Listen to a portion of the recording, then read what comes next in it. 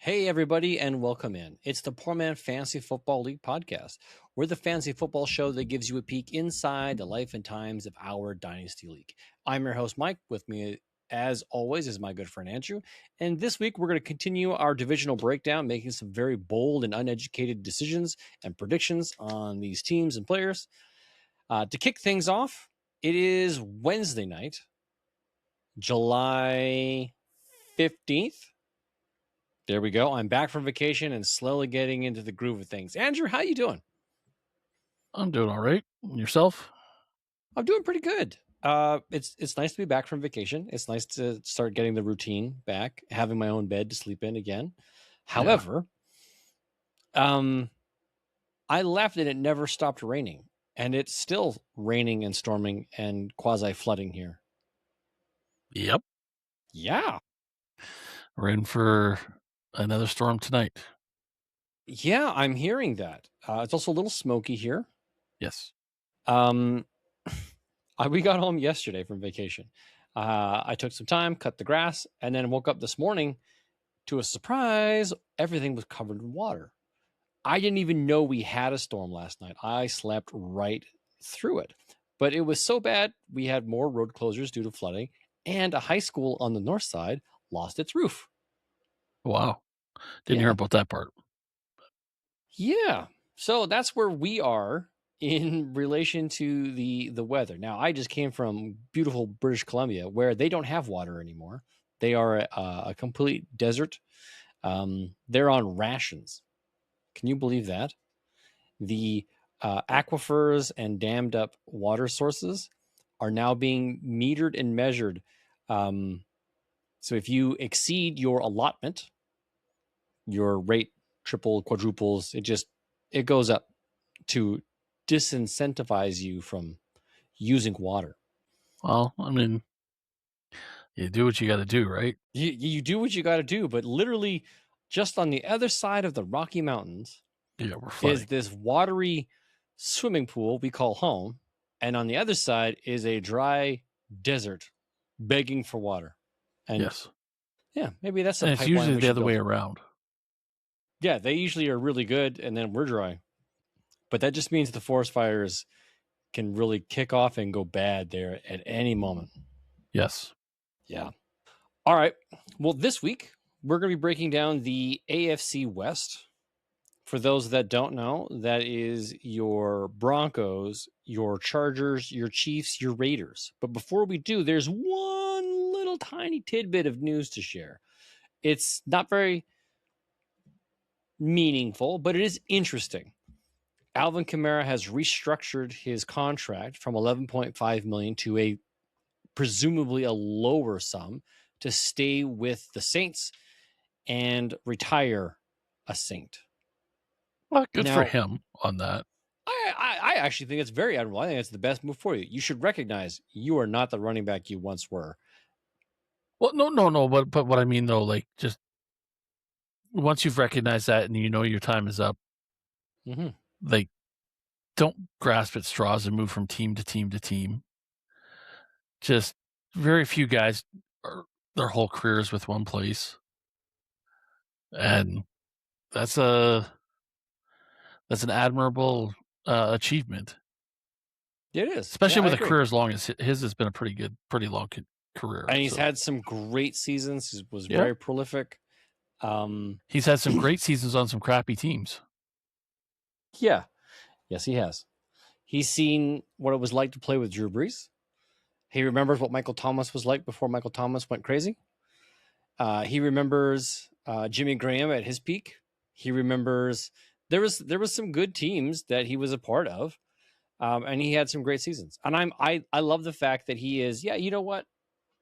I am what I am right now. I am not the running back one.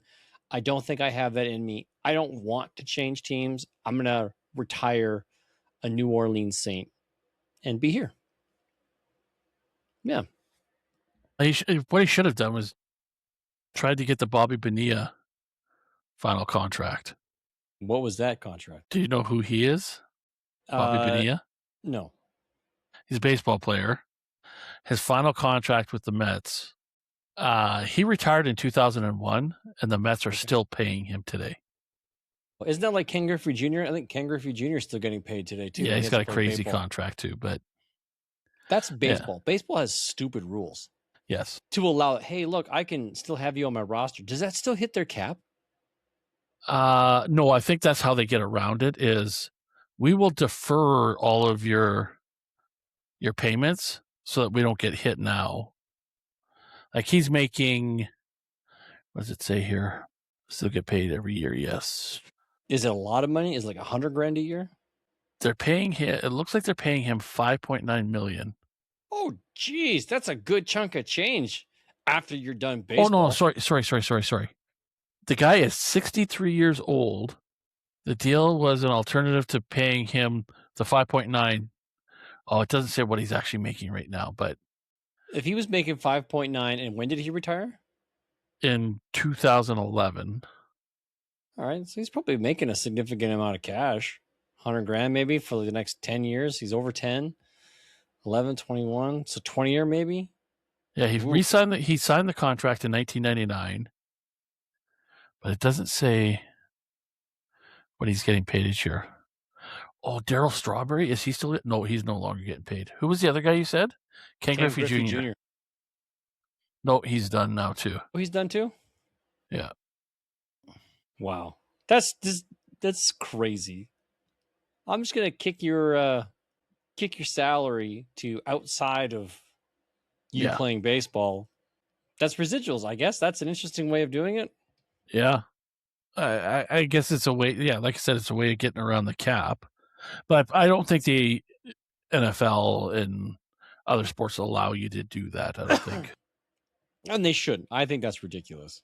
The NFL did for a while do the personal services contracts that weren't part of the cap where, hey, I'll pay you $5 million, but go to the hospital and sign some autographs and we'll pay you $8 million to do that. Go get the big scissors and cut the ribbon at the opening of the Kentucky Fried Chicken down the street and we'll pay you $5 million to do that. So like the team would pay you a service contract. Right. That didn't hit the cap. And they were getting away with that for a few years, and then I think the league said, no. I mean, the union probably loved it, but I would almost say no, that they wouldn't. They might like the dues, but still, no. That's if you're playing, everything paid while you're on the team should be towards the cap. If you're retired and they're paying you for services like that to stay a part of the team and do like that's totally different commercial stuff, that makes sense. Yeah, but that's just they hired you as a consultant or as a celebrity or what have you, image consultant, I guess. Yeah. Do you think that's what happens to loved or beloved alumni? So like when Barry Sanders comes back to a Lions game and he's down on the field for the whole game. He's there before the game, he's shaking hands and he's meet and greeting fans and stuff. Do you think he gets paid for that kind of stuff? Depends on what, I think it depends on what he's there for. If he's there for, say they're introducing a new, somebody that's going to go into the Hall of Fame, or they're going to retire somebody's jersey. Okay. The team probably says, okay, I'll give you $1,000 to show up. Okay, so they're going to pay him to be there. And if you live out of town, we'll fly you in. We'll put you in a hotel. But show up, and then the team reaps the rewards of, hey, we're gonna have Barry Bonds or Barry Sanders on the field before the game and at halftime and blah blah blah to try and sell more tickets if they're not already sold out. But right, okay, that makes sense. I'm sure they like not ridiculous money. Like if they ask him to maybe make a speech, then maybe he gets even more. Yeah. Or if he's doing stuff with like VIP fans or what have you, maybe a little bit more type thing. But I think a lot of times some of those guys will say to the team, I want to come to this game. Because, like, say it was, we'll use Michigan as an example. Aiden Hutchinson wants to be there on the sidelines for the Ohio State game. Yeah, they're probably going to let him do it. He probably just goes to the team and says, "Can I come to come and stand on the sidelines for that game?" And if he's a big enough star, what team is going to say no? No, to your superstar alumni. Yeah, Exactly. You're probably going to get special privileges just for being that superstar alumni. Exactly. But I'm sure there's lots of players that do that, right? Especially if they live in the area. Like, sure, your backup right tackle probably isn't getting that same kind of love, but you never know. Like, he might get free. He may get a field pass.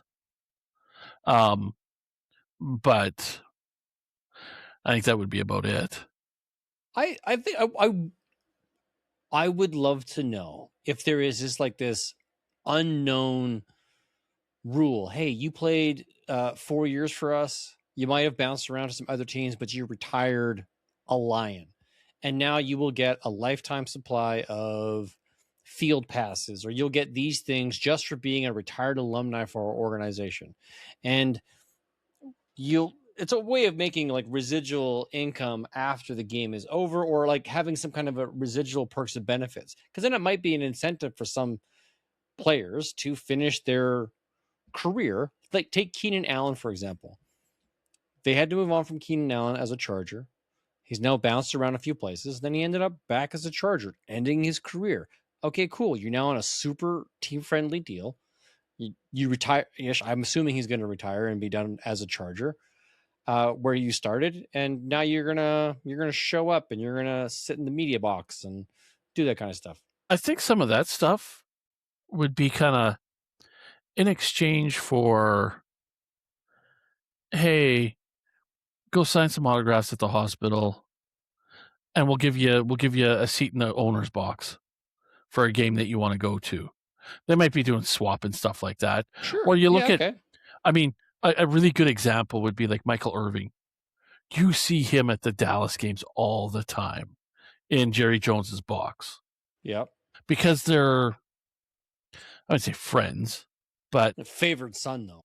Yes, they talk regularly outside of game day, the games. Yeah. So I'm sure Jerry Jones is like, Michael, whatever game you want to come to, just let me know. Whenever you're in town, if we had a home game, I'll get you in the box. Heck, if you're in Philadelphia and we're playing, and I've got a box there, I'll get you in, just so that we can razz the Eagles. It also strokes the ego of those former players. That, hey, I'm still on TV, I'm still relevant, these guys still love us, they want us to hang around. Yeah, okay. The fans go crazy when they see me on the Jumbotron. It's just like Taylor Swift. Do you really think she's paying for that ticket? No. I bet you Travis Kelce is, though. No. The Hunts would be crazy to be charging her anything. If anything, they should be paying her, because now those games are sold out even more because she is in attendance. She's gonna be there in the building, and people just want to see her. Yeah. They want to be able to. These people want to be able to say, "I was in the same building as Taylor Swift today."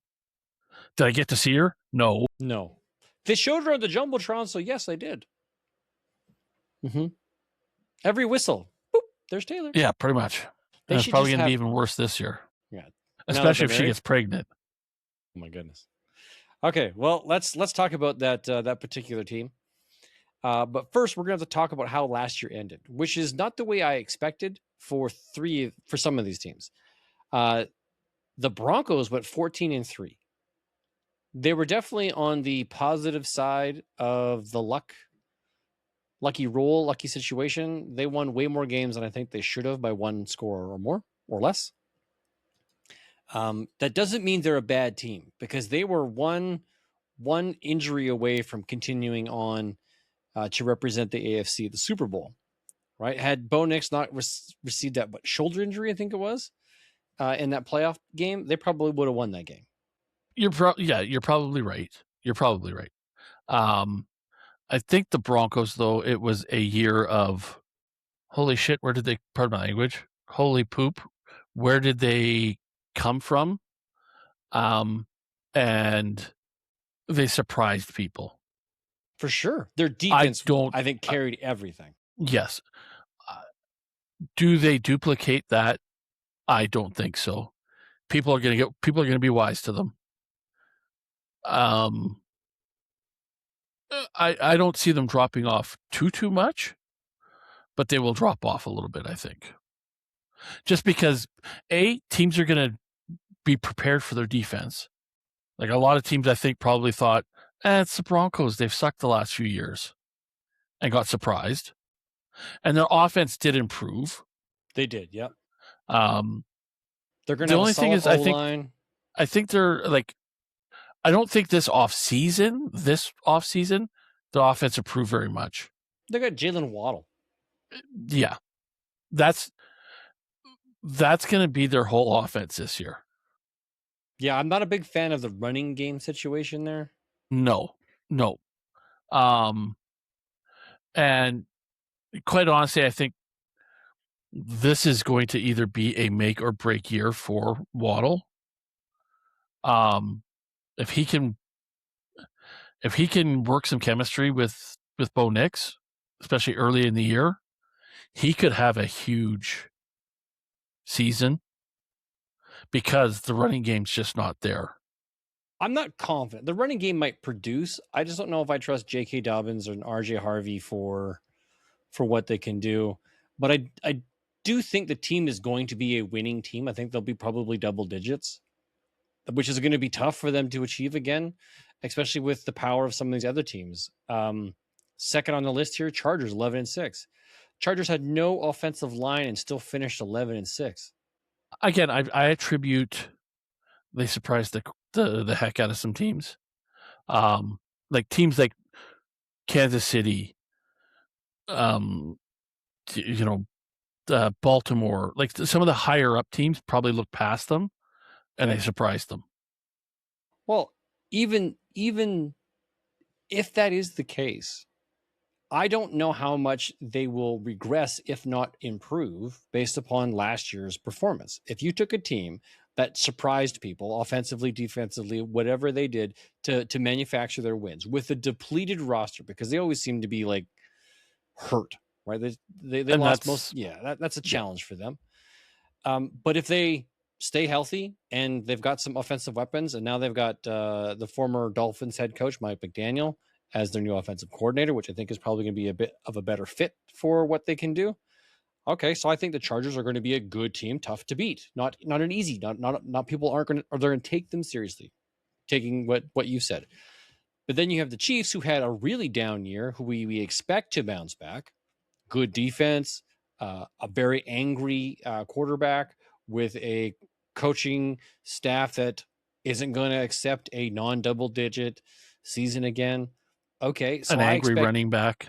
Yeah, okay, Kenneth Walker, who finally got paid. Okay, so these are three teams that I think are going to be probably all playoff contending teams in one way, shape, or other. Could you imagine if one of these teams wins the division, obviously, but two more make the playoff as wild cards because of their records?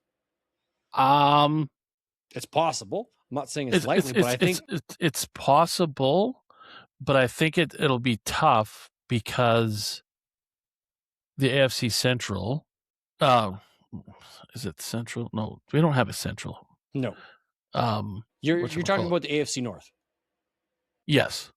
Right. You're talking Baltimore, Steelers, Cincinnati, Cleveland, potentially, and even the East. Right. Okay, so I would pick two teams out of the East, being the Patriots and the Bills. Yes. I would pick two teams out of the North, Ravens and Bengals. Yes. I would pick one team from the AFC South, and that's whoever wins the division, which I think is either going to be the Jags or the Texans. But then I could argue for three of these teams in the AFC West. Yeah, so it's gonna be a dogfight. Yeah, throughout the whole year between. There's going to be the haves and the have-nots in the AFC, and I think it's going to be a huge gap between them. But I do think the tightest division will be the West.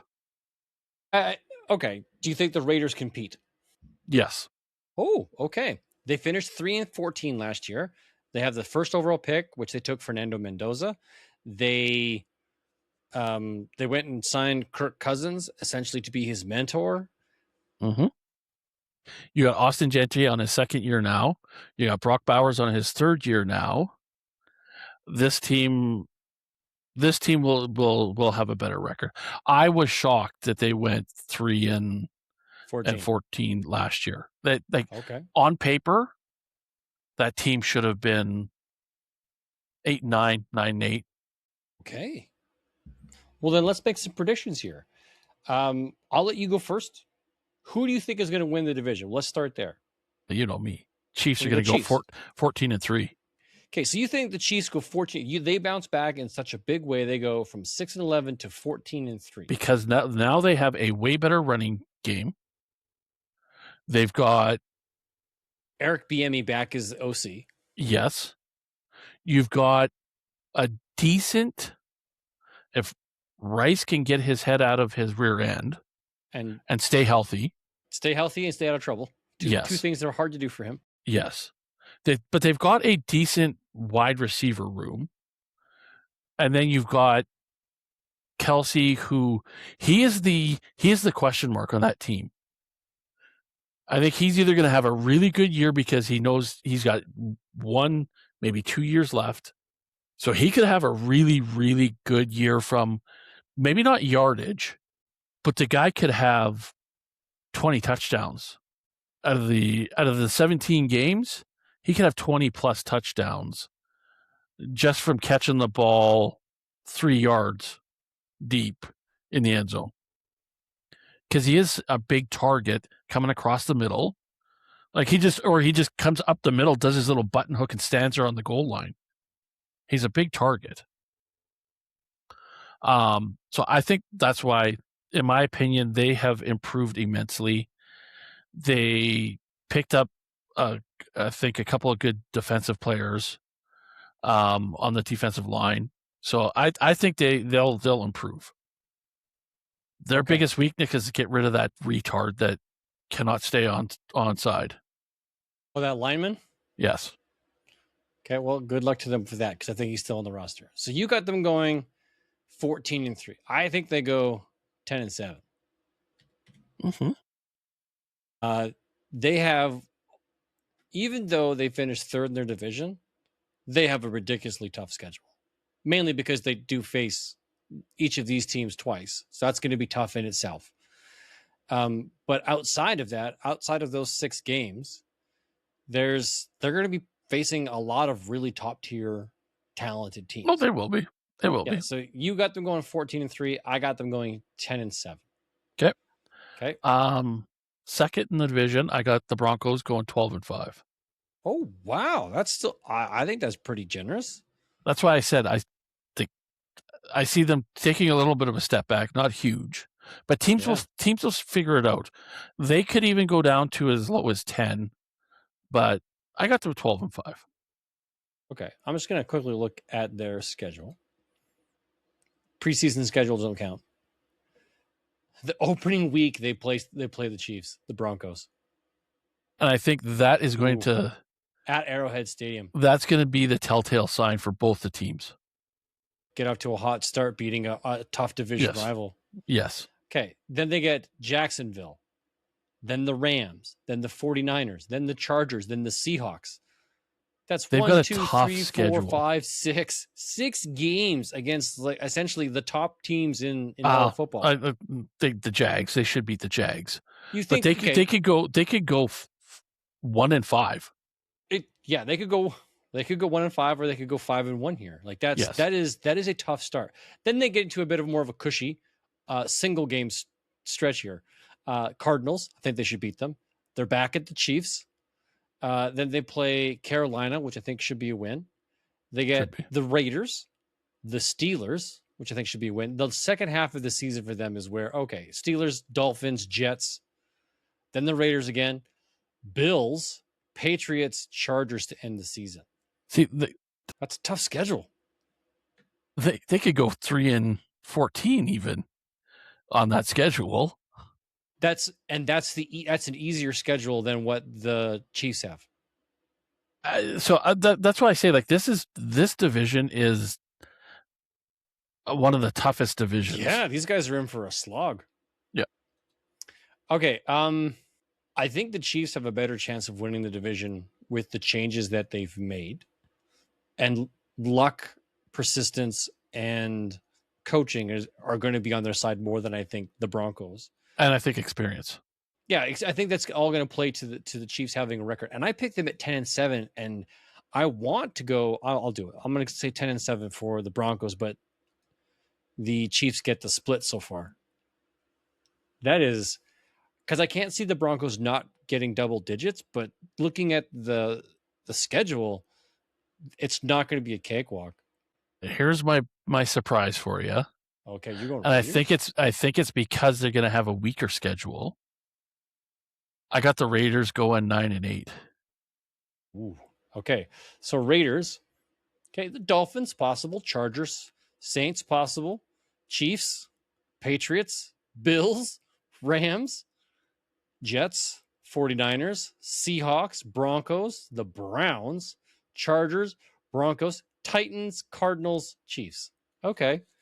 So I think there's enough weak teams in that schedule that they can squeak off the 9 wins, because I think they could maybe surprise a team like San Francisco, Seattle, who look past them.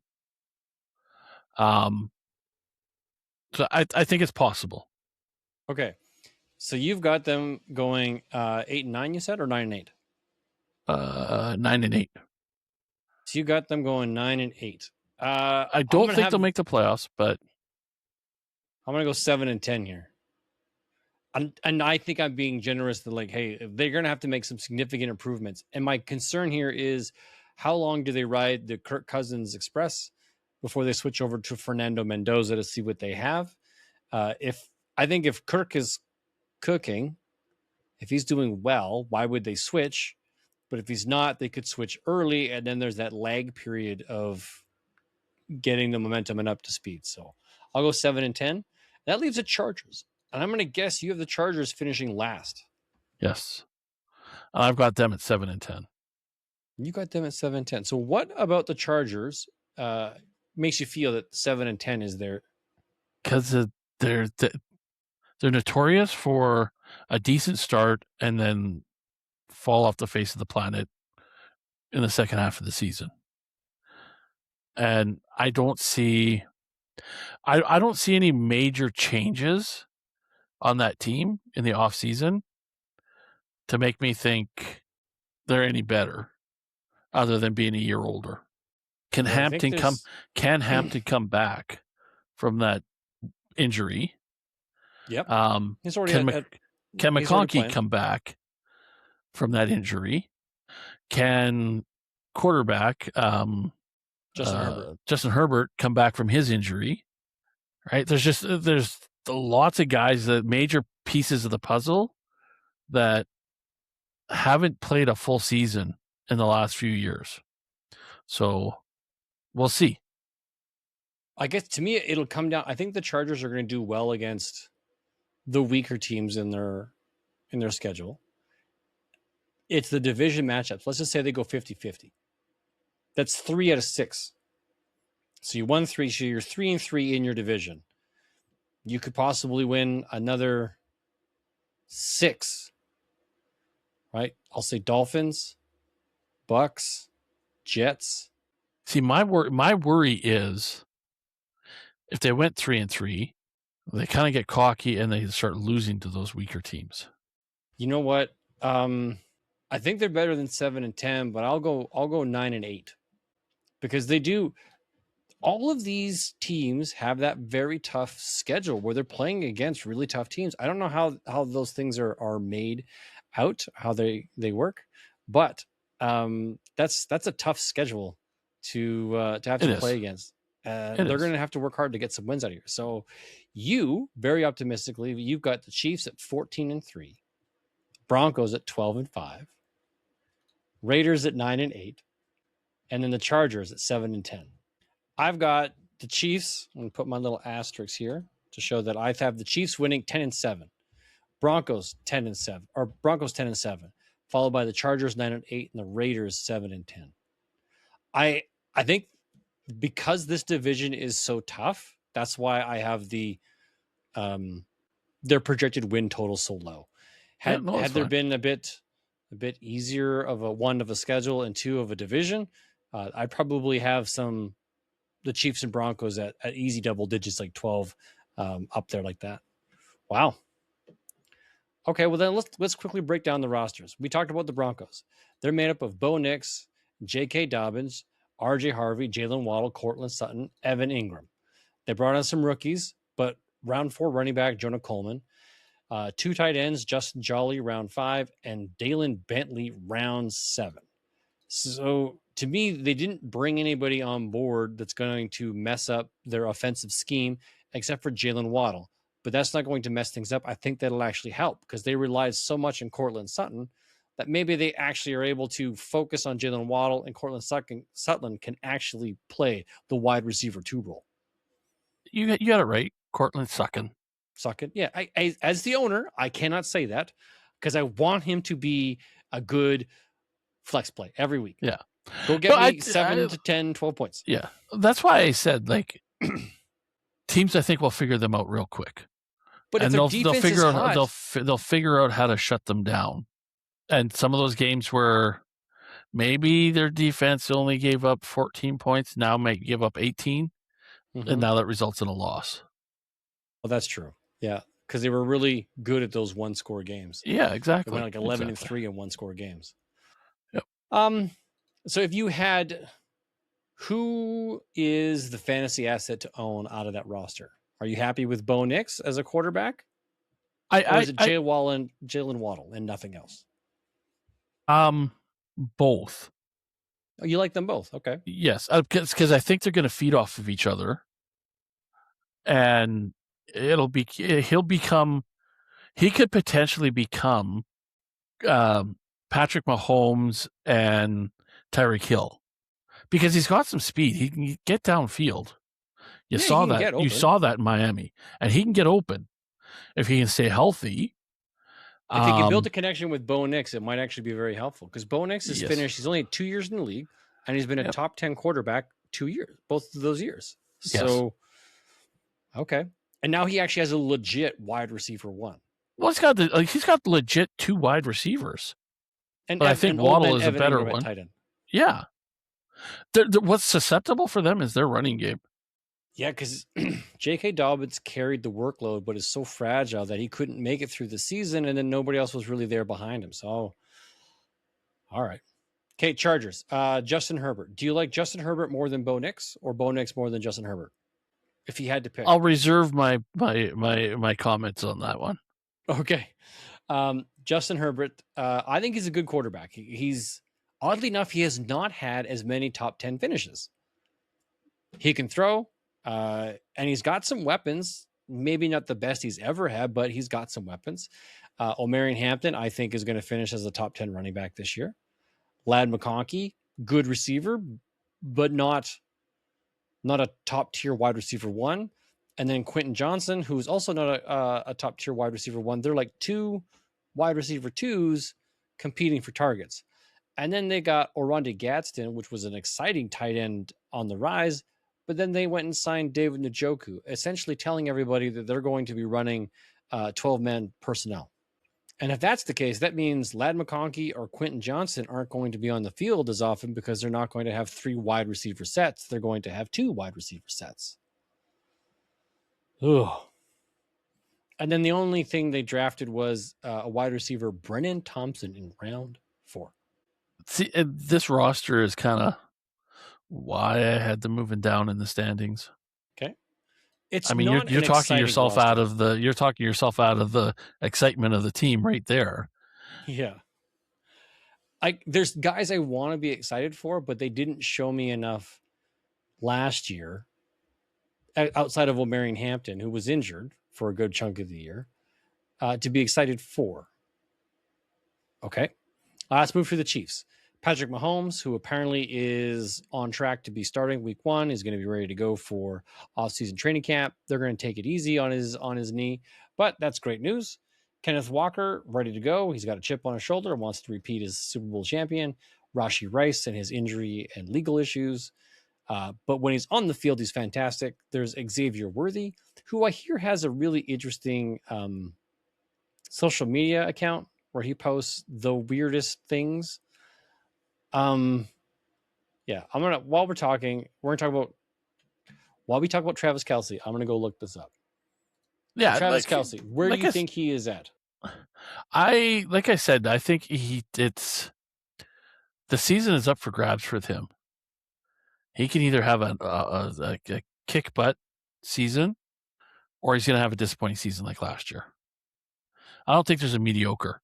I think his yards drop just because they have other weapons, and he doesn't need to get all these yards.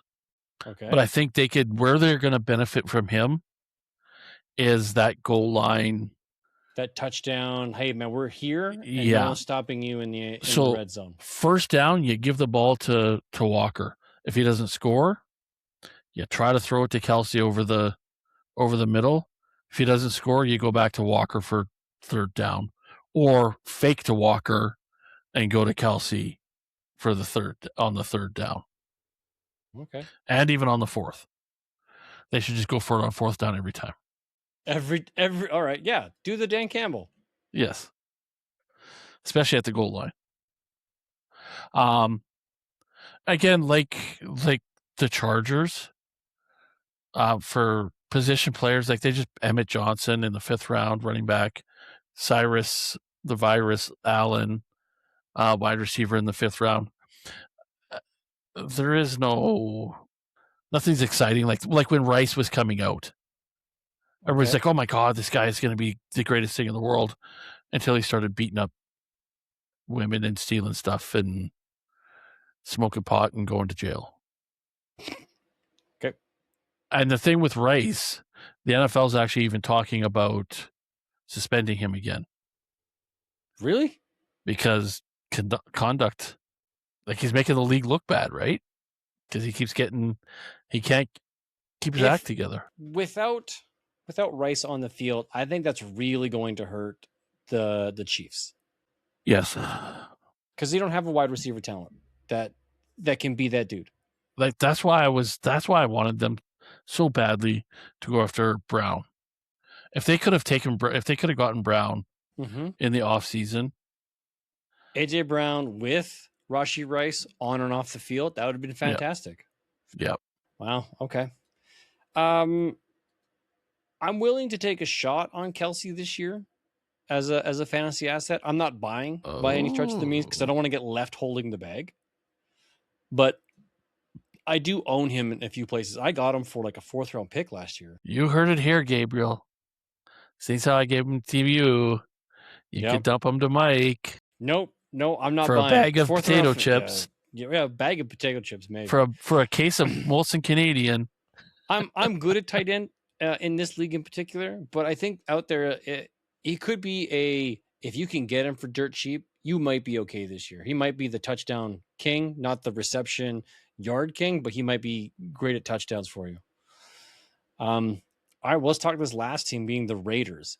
Kirk Cousins, Ashton Genty, wide receiver Trey Tucker is their wide receiver 1. Not overly exciting, but Brock Bowers is very exciting. Trey Tucker had some flashes last year. Okay. Now I got to go and look.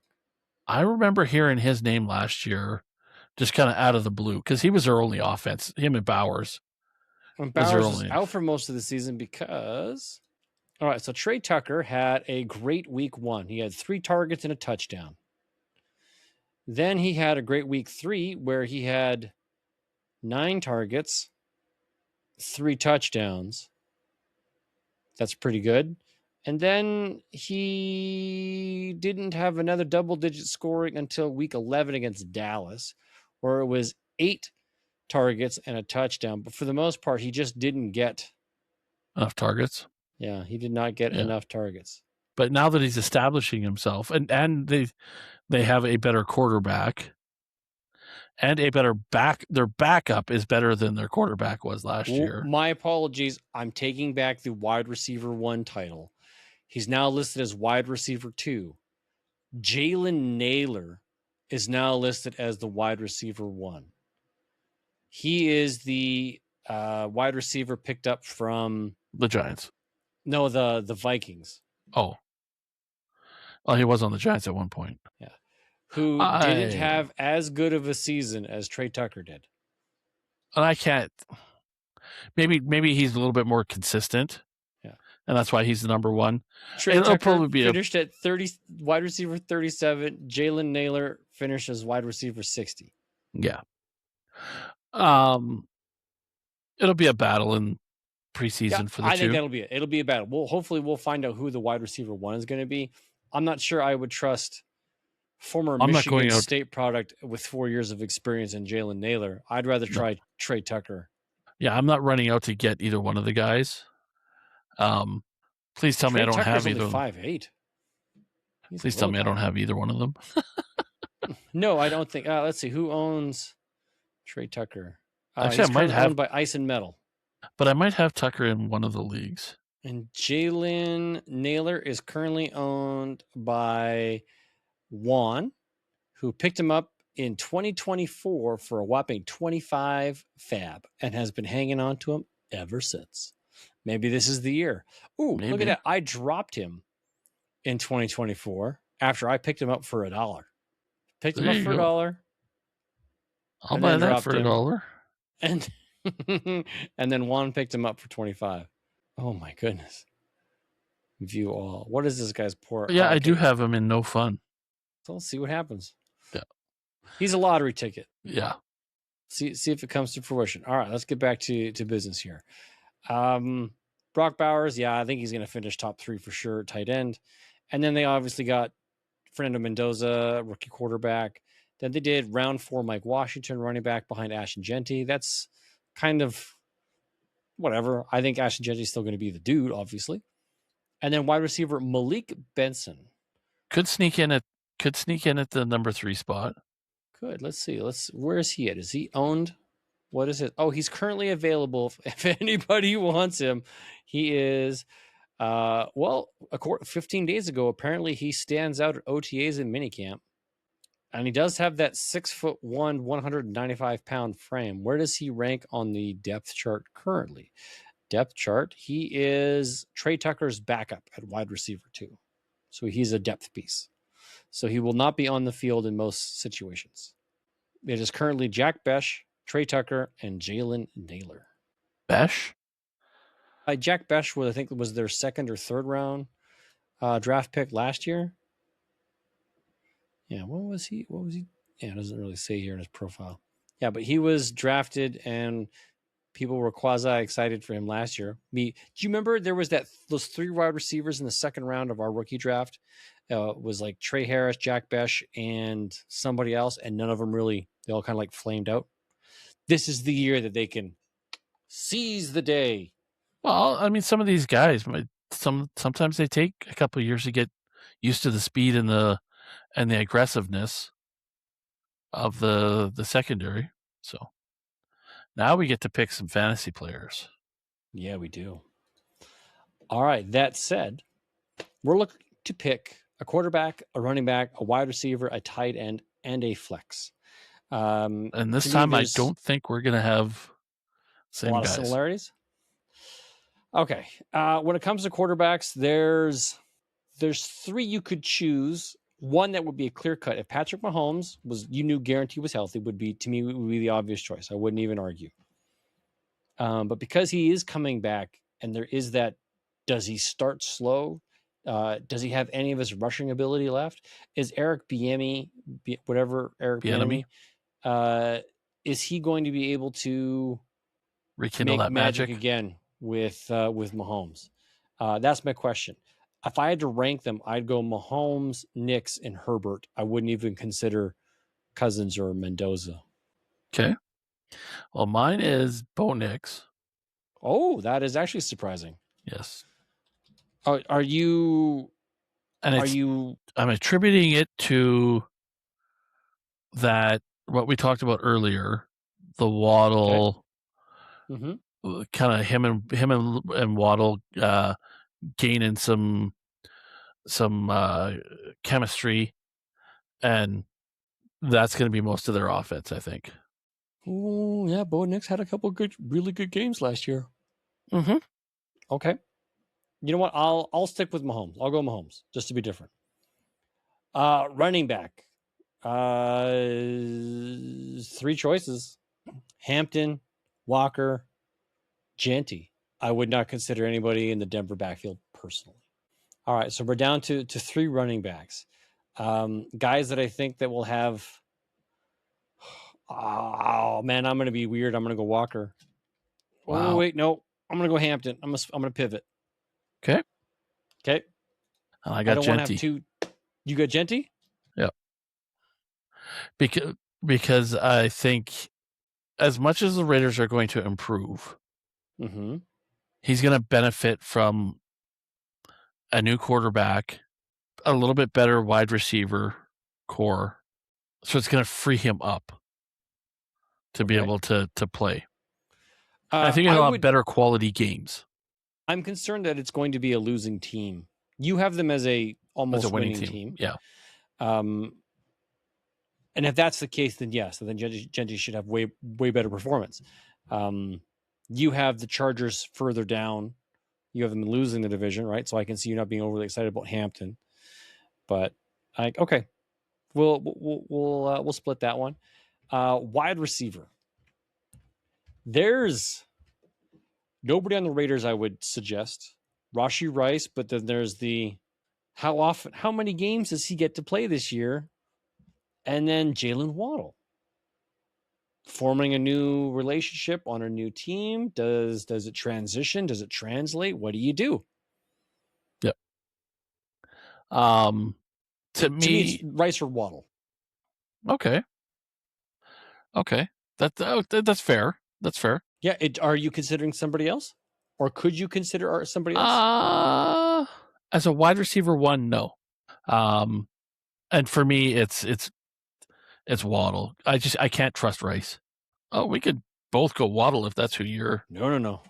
I want the stack. So you can get the Waddle stack with Nix. I'll do the Rice stack with Mahomes, and just hope that the 8 games that Rice will play will equal out to the 16 games that Waddle plays.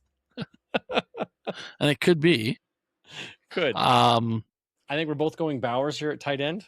Yes. Yeah. As much as I would love to be a homer with Kelsey, I don't think he has as good a year as Bowers. Bowers is going to get targets, receptions, yards, and touchdowns. I don't think Kelsey gets anything more than touchdowns. And flex is where I think we're going to be way off, way different. Okay. I'm going Walker as my flex. Okay. I'm picking a guy who's going to have a bounce back year, and the offense is going to hopefully go through him. I'm going with Madonkey McConkey. Really? Ladidi McConkey. Lad McConkey. Look at that. I think he's going to the offense is going to have to go through him and Hampton. Don't get me wrong, like Hampton will be the running game, but the rest of the offense is going to have to go through McConkey, because I don't trust any other wide receiver or a tight end on that roster. I think Quentin Johnston is going to be annoying. I don't think he's going to be consistent. He's going to get you good games and bad games. He's going to get you nothing. He's going to get you something, right? I'd rather have a guy with a decent floor and the upside. So to me, Lad McConkey does fit that. Yeah. Okay, cool. I think he's going to be like, what was that dude in Green Bay there who kept getting hurt?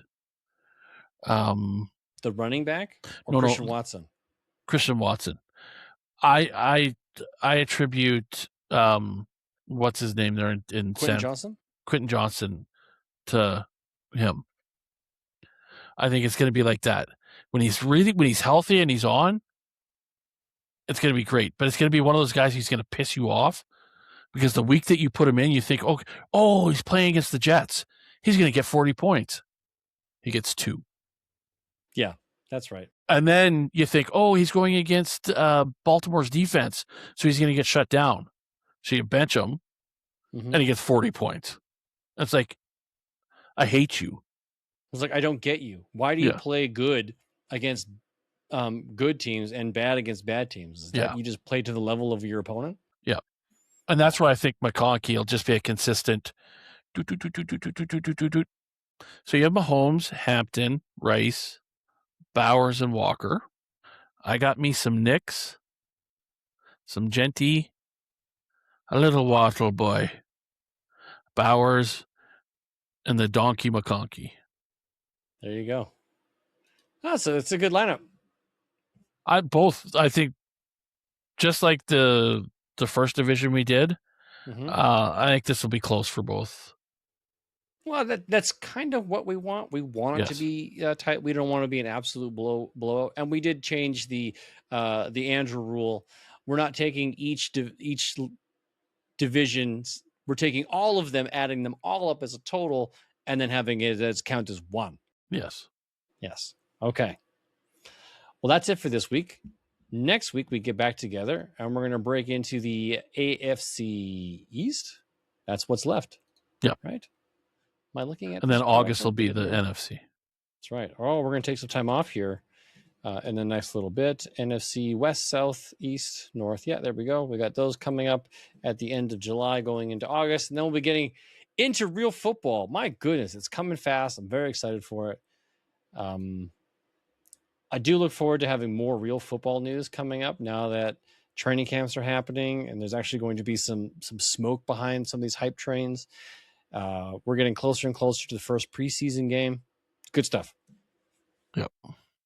And if anybody is wondering, Chervin is still looking to trade Oronde Gadsden and Poor Man. So if you are looking for a tight end with a possible upside, maybe at a good value, I'm not really sure what he's looking for, Oronde Gadsden is available.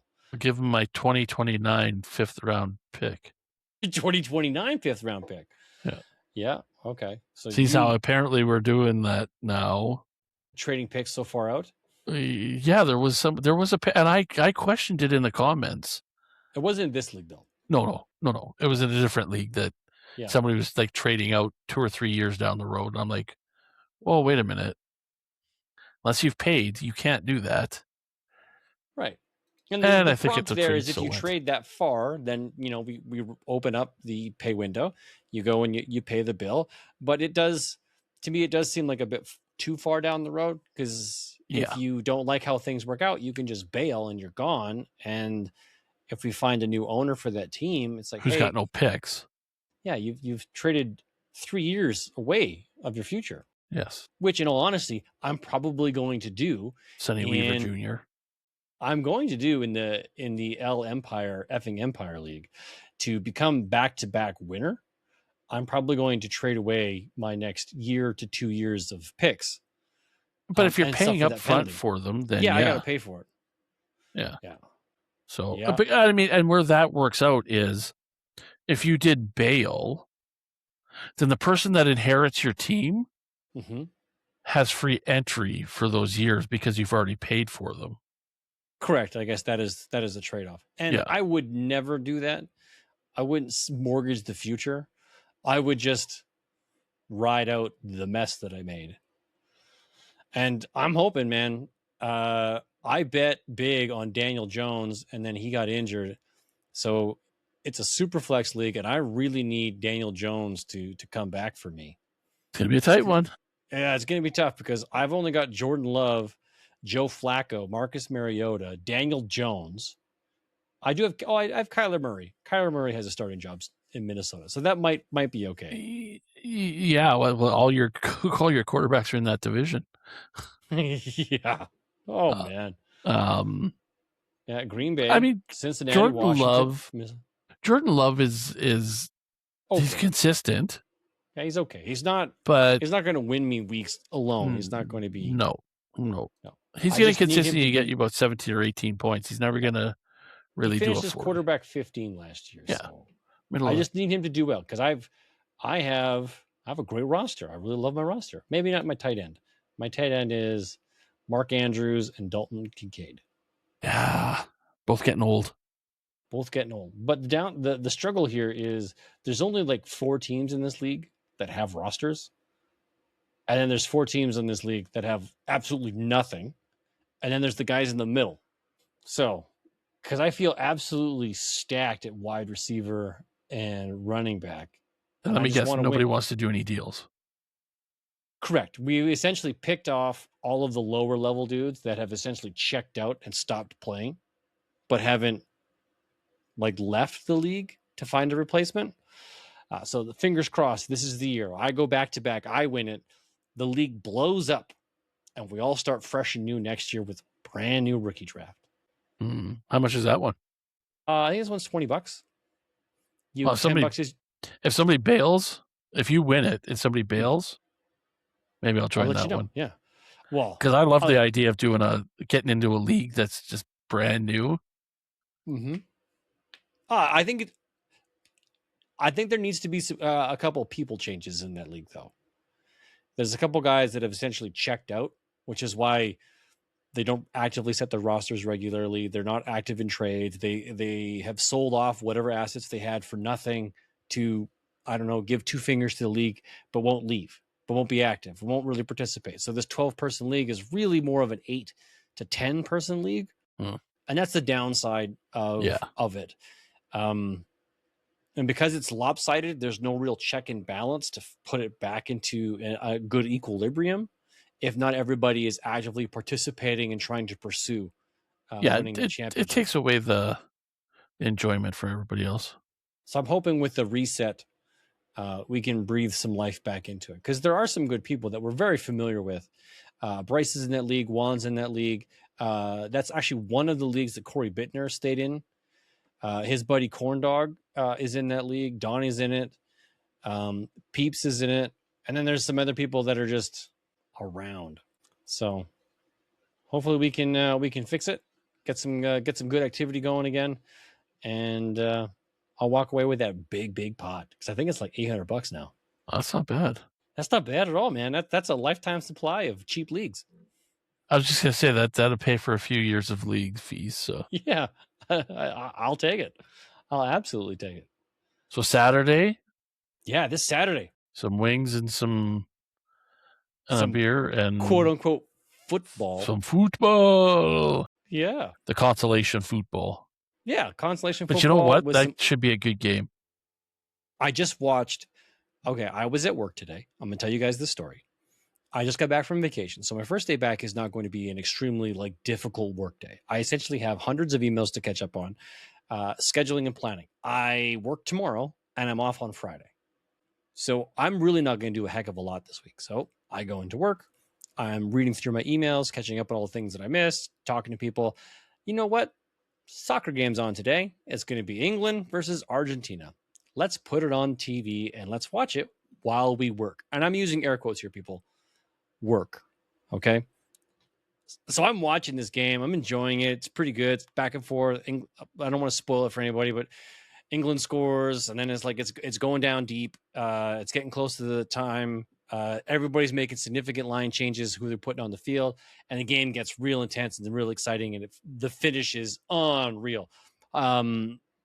Ridiculously exciting, and I realized I just spent 3 hours watching this soccer game without commercials, and I didn't really do a lot of work this afternoon.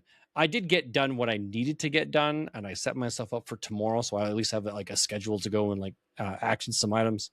And then what I really was able to do was not plan my next week, my actual real work week, back to work. So I'll have to take some time tomorrow. But I couldn't believe it. I'm like, oh, I'll just throw it in the background just to have it on, not realize I'm going to be so engrossed in watching the semifinal football game. It was fantastic. It was a really good game. Well, I think the England-Spain game was going to be a good game. I think it'd be fantastic. I don't know if the level of energy and intensity will be the same. No.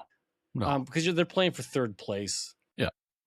But it's still, I don't know how much money that the winning teams make, but I'm sure there's probably still a lot of money on the line for I'm England, third. I want to go in. I don't know how. I didn't watch the Spain-France game, so I don't know exactly how. Well, because they're playing France. No. Because France lost to Spain. No, I thought it was the other way around. Oh, hang on. We're going to go validate this.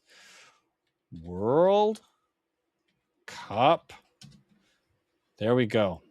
All right. France lost to Spain. Spain beat them 2-0. So now it's France versus England this Saturday. Soccer Saturday. That the Spain-France game went into overtime. Okay.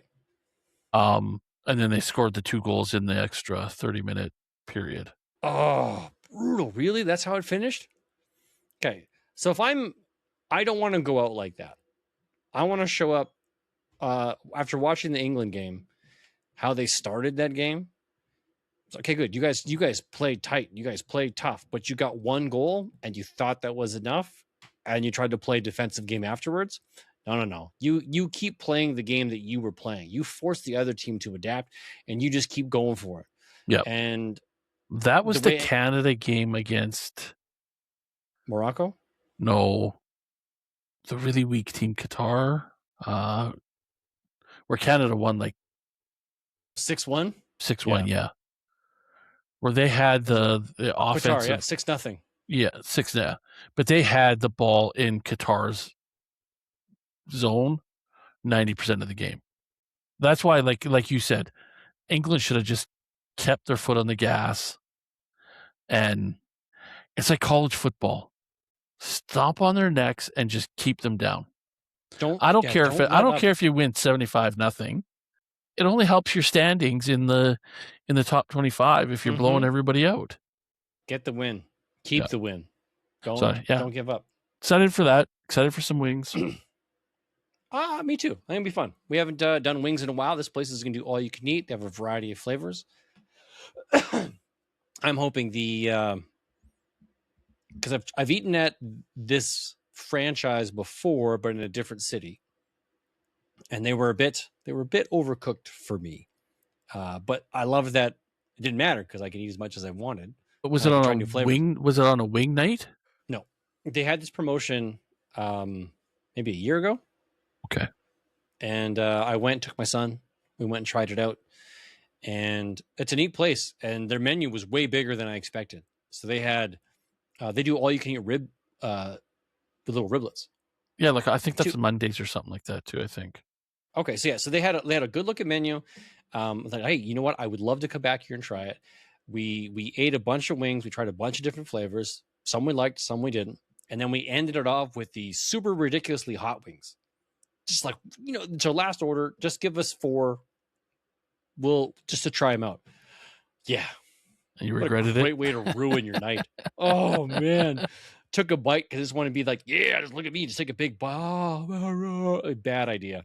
My mouth is, even now I can feel the saliva just pouring. It's just like, oh, man, this is so bad. I take it you're not going to try that again? No, I'm good. I'm good this time. I want to enjoy the meal because there was some good wings that I liked and some flavors that I enjoyed. I don't want to ruin it by, hey, I can't remember anything that I did because I burned it all off with like my memory, my taste buds, everything gone, burnt. That should be good. So what did we say? 1 o'clock? Is that what we said? 2 o'clock. Game starts at 3. We're there for 2. Get a table, get a TV. Well, I thought the game starts at... All right, well, we'll validate that offline. Until that happens, you guys at home, thank you for listening to the show, enjoying. Andrew and I are going to go figure out some scheduling for the weekend. You guys have fun and whatever it is you guys get up to. As always, from one poor man to another, remember, if it's not fun, it is not worth doing. Good night, everybody. Have a great week, everybody.